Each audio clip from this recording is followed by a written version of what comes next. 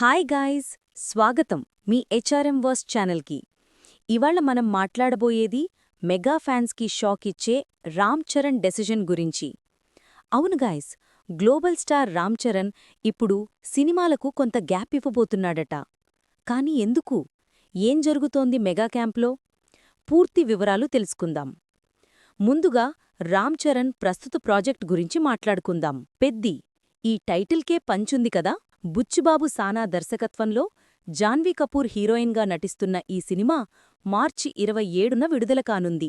ఇటీవల వచ్చిన Chikiri Chikiri song literally ఇంటర్నెట్ను షేక్ చేసింది.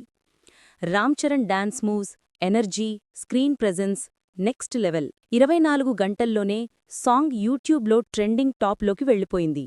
మ్యూజిక్, రిథమ్, వాయిస్ టెక్స్చర్ అన్నీ కలిసి ఒక మ్యూజికల్ ఫీస్ట్ ఇచ్చేశాయి. చిరుత సినిమాతో మెగాస్టార్ చిరంజీవి వారసుడిగా